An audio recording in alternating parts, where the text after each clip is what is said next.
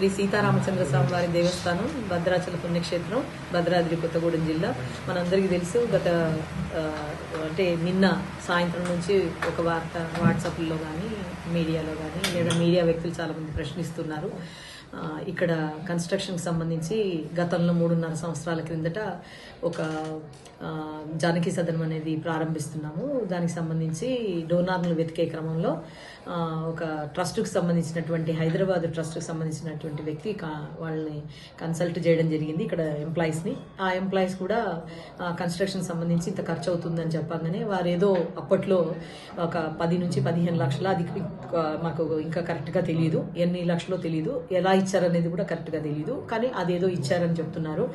దాని మీద నిన్నంతా కూడా మేము అవుట్ ఆఫ్ స్టేషన్లో ఉన్నాము. నిన్న అక్కడ సంబంధించినటువంటి డోనారు తర్వాత మధ్య ట్రస్టు మా ఎంప్లాయీస్ మధ్యన ఏదో అంటే మాట్లాడుకోవడం జరిగిందని చెప్తూ ఉన్నారు.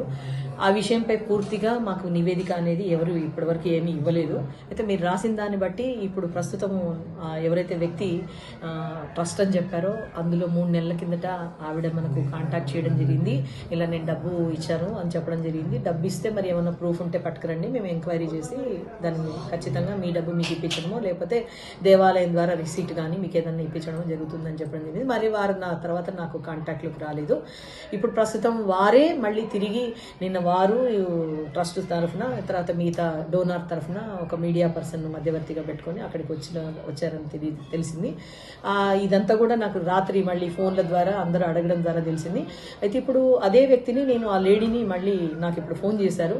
ఫోన్ చేసి మాకు ఆ డబ్బు ఎవరైతే అప్పట్లో మేము ఇచ్చామో కాంట్రాక్టర్ మేము వాడుకున్నాము, ఇచ్చేస్తామని చెప్తున్నారు. అది ఆ మాత్రమే తెలుసు.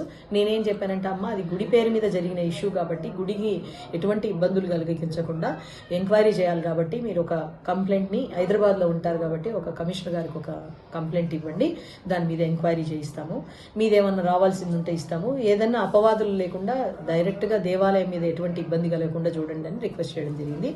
ఏదైనా మాకు నిజంగా కూడా రేపు కంప్లైంట్ వస్తే డెఫినెట్గా ఎంక్వైరీ చేయిస్తారు కమిషనర్ గారు, చేయించి దాని మీద ఎవరున్నా కూడా బాధ్యులు ఎవరైతే వారి మీద యాక్షన్ తీసుకుంటారు. జై శ్రీరామ్.